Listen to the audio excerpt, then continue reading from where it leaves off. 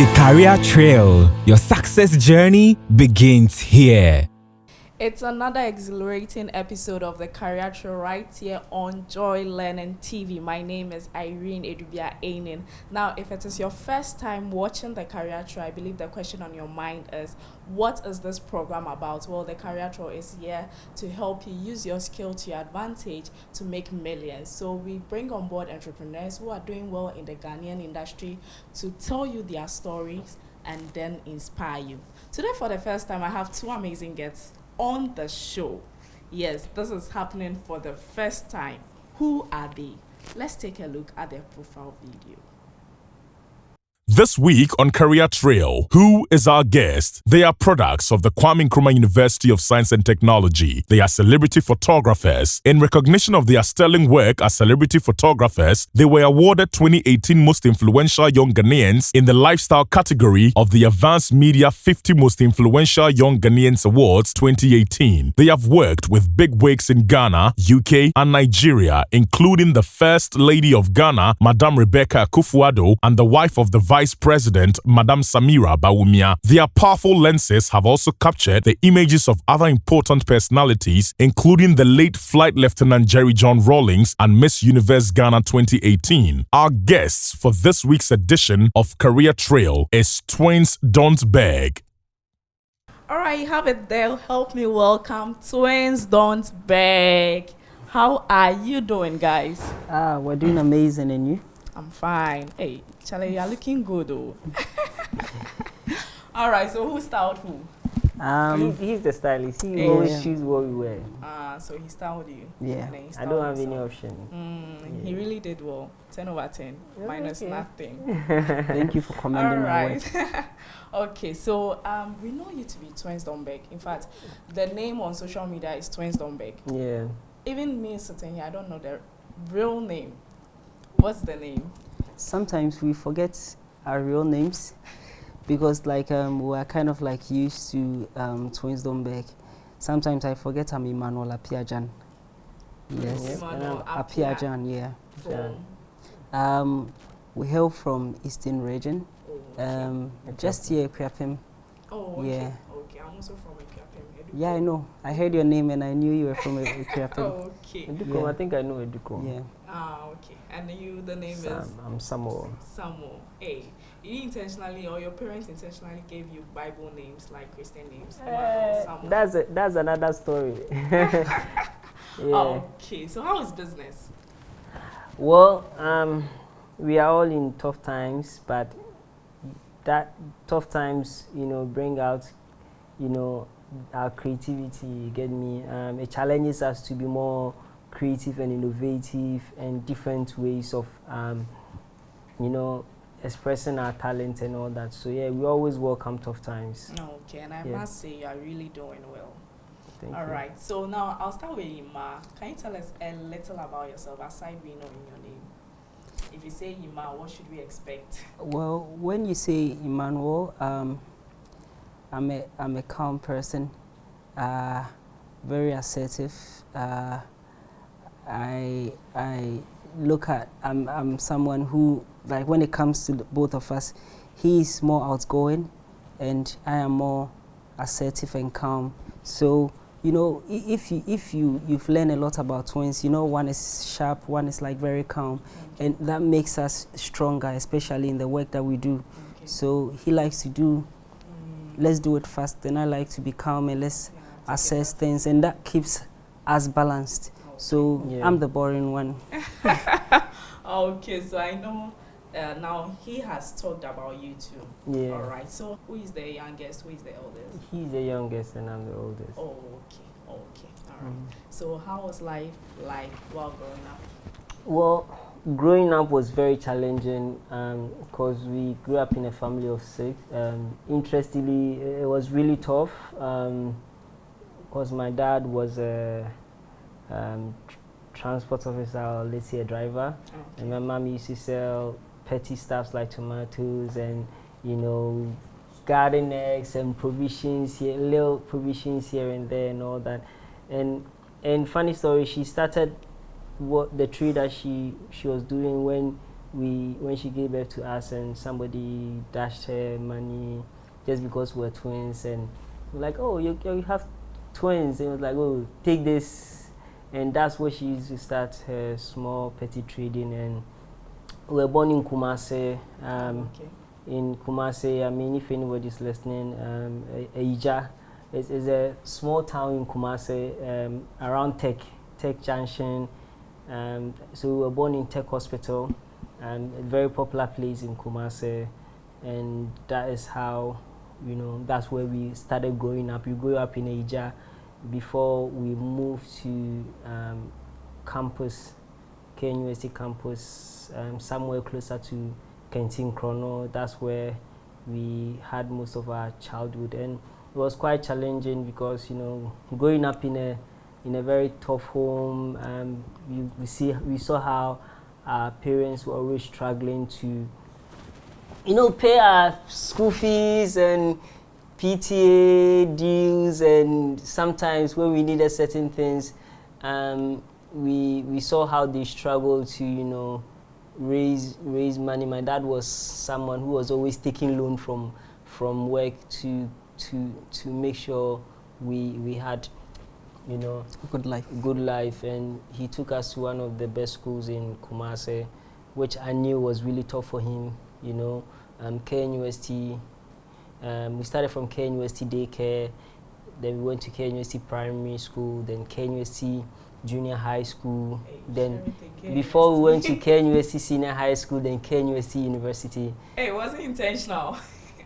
Call it intentional, but that is our life. We were product of KNUST, and it was really tough. Every time we saw how our dad was always struggling, so we also saw that.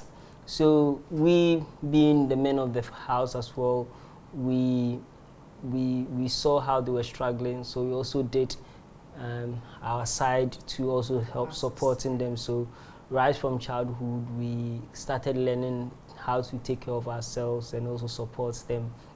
Okay. So that was childhood. It was not fun. I must say, it was not fun. We had a brother who was, may his soul rest in peace. He was mentally challenged when he was born. So he was older than us, but we had to always, take care of him when my parents were away and all that. So we didn't really have a fun childhood.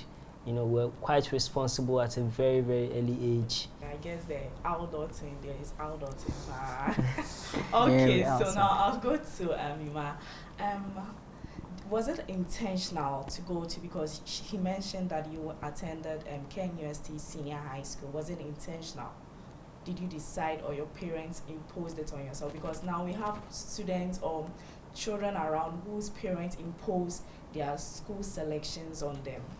Well, call it intentional or not, we started very early at KNUST nursery, daycare. Okay. So KNUST has chain of schools. Okay. So from daycare, you go to the primary, nursery, so you go to the nursery, then you go to the primary, then you go to the GHS. Then there is also KNUST SHS as well. So once you start from the nursery to the primary, you can stay in till you even get to the university. Oh, okay. And I think it was, and we're also staying on campus too, so it made things very easy for us. So we just passed through the school, and it's a very good school, so there wasn't any points changing to other schools. Even though after JHS, we wanted to go to Opokuware, but unfortunately we didn't make it to Opokuware because of we had good grades though, but like we wanted to do science, and they didn't offering science. They didn't want to give us science, so we're like, okay, fine, let's just go to KNUST SHS to do science there.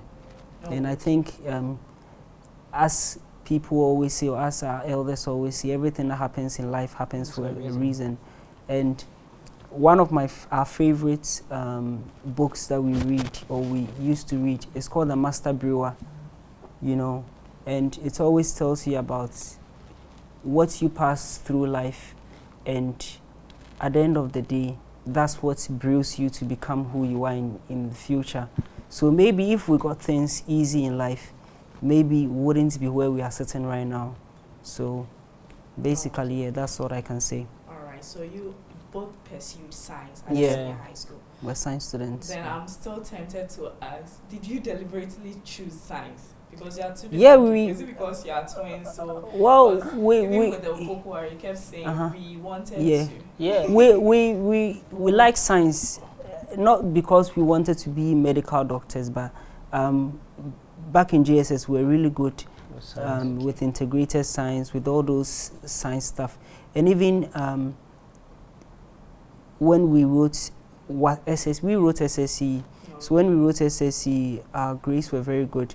We did well in biology. I think biology I got like B2, physics I got like B2, almost an A. So you could see how good we were in science, you know. Okay. Yeah. But what were your worst subjects? I hated chemistry. And you? Well, I don't really remember if I hated any course, but we're quite good science students. I mean, we had amazing grades. After senior high school, right?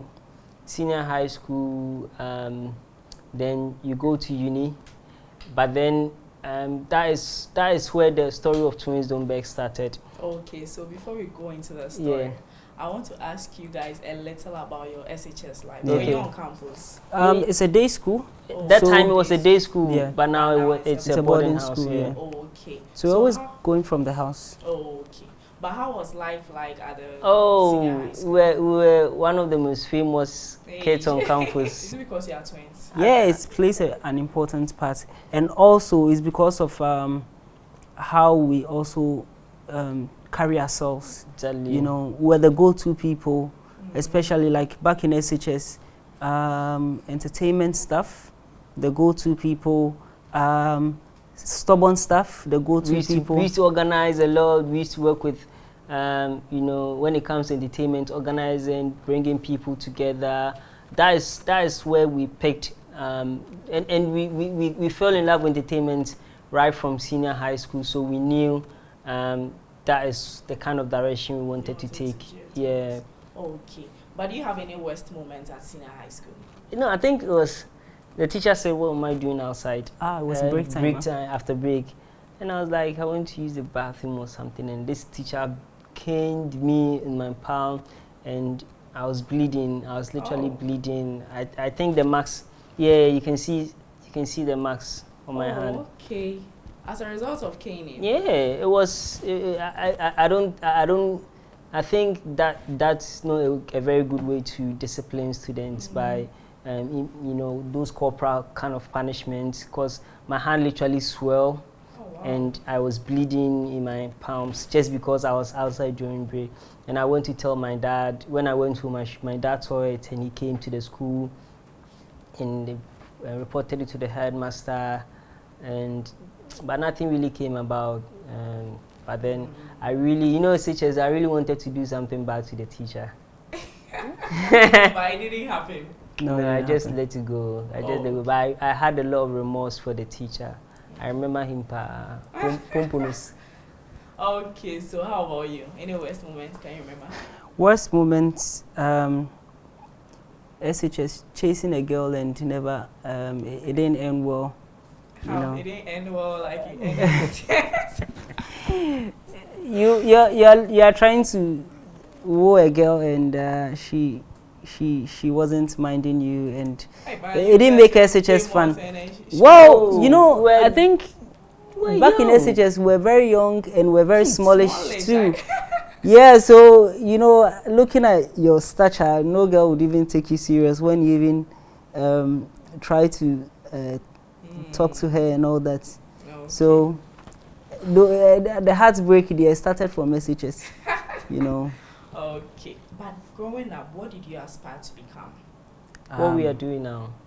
That was your dream. Yes, Yeah. that was a dream. So it's always been a dream. Okay, so why then I asked myself, why science? Well, I believe education is very important.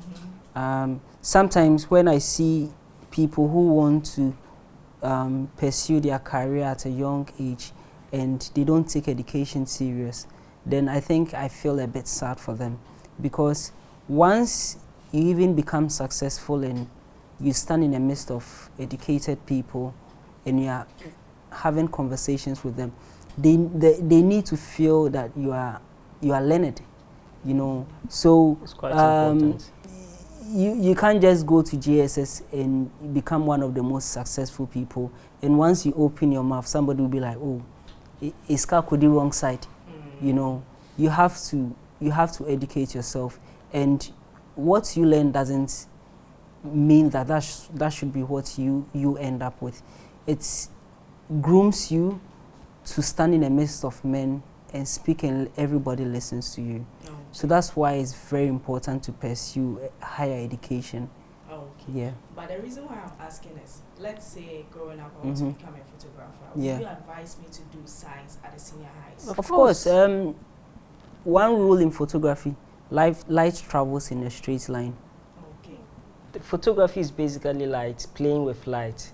You get me? It's so if you understand the concept of light and physics and chemistry and biology, you know that with biology you learn to know, you learn about colors, you know, chlorophyll, how plants grow, green light.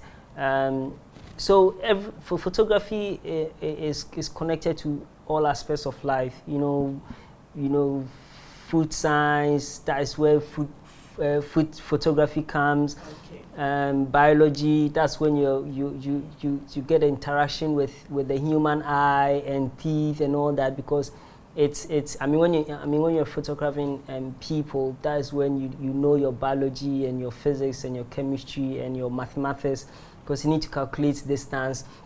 And you know, with our lenses are all like measured in millimeters and aperture and you know, focal length and all that. So it's photography is basically science. You know, if you understand science and mathematics and biology and physics, you can basically you become the best. And you can't do or know all this without having the basic knowledge of, you know, all these aspects of education and science. Yeah. Oh, okay. So someone is just watching this interview, so maybe the person is already in the senior high school and has gone to pursue general arts. What advice can you give to such a person? Is it a wrong move, looking at how? No, not at all. Okay. What advise the person is to read wide. Okay. You know, and pick any book and just read it. Okay. You know, it won't come, you know, use right now, but it will come in use later. We used to read a lot, you know, about anything. We just pick anything randomly and just read it. And I realized that as we move on in life, it just comes, you know, into very good use. Like sometimes I'm in the midst of. I remember one time I was in the midst of about 4 or 5 presidents, and I was the only person in the room, and they were having conversations, and I could relate and I could interact. You get me? At that point, I asked myself, hey, I mean, I'm hanging out with about 4 or 5 presidents from different countries, and I'm the only person who is allowed in a room, and I can relate to them, and I can comport myself and have basic conversation and still be on that level of respect to them and all that. And I couldn't have done that if I couldn't even know my way around, you know, any kind of, you know, the conversation about global warming or economics or politics or finances or anything. I wouldn't have been able to interact with anybody. Sure. Yeah. Okay. Anything you want to add? Oh, he has said it all. Okay. Yeah. All right. So now let's talk about life at the university. Ah. What did you both pursue at the university? I studied landscape architecture. Landscape architecture. Yeah. Yeah, and I did post-harvest technology. It's a specialization in agriculture. Oh, okay. Okay. All right. And how was life like at the university? KNUST was, I think that's one of the oh, one of the best moments in our lives. Was one We're of the best. very popular on campus. Everybody knew us. We're doing politics on campus. By that time, were you called TwinsDontBeg? Yeah, TwinsDontBeg started when we just had graduated from senior high school. Oh, okay. You get me? And we moved to Tema my big sister was in Tema doing her national service, or was working at a lands commission, right? Yeah. And we wanted to change the environment a bit because we grew up in Kumasi. We used to come to Accra a lot because sometimes when my dad is traveling, he would take us so that we can see, you know, Ghana and stuff like that. So we moved to my big sister in Tema, and when we got there, that is when the Tema music was actually coming up. I don't know if you remember that era. That's when Sarkodie was at, you know, the beginning of his career. Beginning of his career. Yapono, Yaosiki, Stage. So we D-Crime, we actually moved to them. We grew. We started going to the studio with them. We actually started doing music. Really? We started doing music. We recorded our first song, then we did our second song with D-Crime. And the first song with? No, we did a demo. It was a demo. It was a demo. Then we did our first song with D-Crime. Then we did one song with Yaosiki. I don't know if you remember Yaosiki. Yeah, she's very young. Yeah, She young. wouldn't know. Yaosiki, he got an accident and he became a pastor now. Okay. Yaosiki, we did. So that time, Sarkodie had started his music. That was like 2008, thereabout. Okay. Sarkodie was you know, now really climaxing. Okay. So we were around them that time. So that is how we started doing music, and when we started recording and we started promoting ourselves as artists and all that, my dad shut us down, you know. He was like, there's no way. He was a Pentecost church elder. Okay. My mom was, you know, they were quite religious. So my dad shut us down. Was like, hell no, there's no way you guys are doing music. But we still found a way to still do it, you know, regardless. And we started going on TV, on radio to promote our songs and all that. And every time people see it and they will call my dad and tell him, and my dad will really get pissed, you know, and disappointment. But yeah, we were around that time when Tema actually took over the music industry, yeah. R2Bs and all that. So all those artists that you see now as artists that we knew and we grew up with, and we started having interaction with them, you know, way back. So if you see us hanging out with all these artists, then it means that we're part of their journey and from the beginning and all that. Okay, but do you think Daddy would have allowed you to pursue music if it was a gospel? Yeah, I think so. Okay, so why did you try? Well, get to you started, you know, and when it's and I don't think you would want to do something that you don't really have interest and passion in. Okay. So. But he was okay with the photography. You didn't get to see our photography journey. We started photography late 2014, 2015. He died 2015. Oh, sorry. Yeah, so he only saw us holding a camera and started taking pictures and stuff a few months, and he passed away. Oh, so sorry. I guess he's proud wherever he is. Yeah, definitely. So we didn't really see much of what. Okay, so now we can continue with the university narration, how life was. So yeah, university life was, as I said early on, one of the amazing period in our lives, where we learned a lot. We were into politics, we were into entertainment, we were into organizing events, and when I say, I'm going to break it down into like 3 different segments: the education, the politics, and also the entertainment aspect. When it comes to the politics, we're part of TESCON. So we strategically were handling, we're doing SRC elections. So first year we learned about SRC elections. Second, third, final year, we were highly involved in all the politics on campus. And I remember Nana B, who is Nana Boachi. At that time, he was a law student, and he was going for SRC president, and we were part of his campaign team. And we were one of the most feared people on the campaign team because we used to do something called Nasuba. And Nasuba is we handle posters and flyer distributions, and we used to just go around sharing flyers in the night. And we did this thing whereby every night we'll go and take off all our opponent's posters and replace it with ours. Next week on the Career Trail. I remember those times was so difficult that we went days without really having anything to eat. We let a friend loan us about 2,000 Ghana cedis to buy a camera. Before the money will even come, then these people will be on our neck. Where is the money? Where is the money? Where is the money?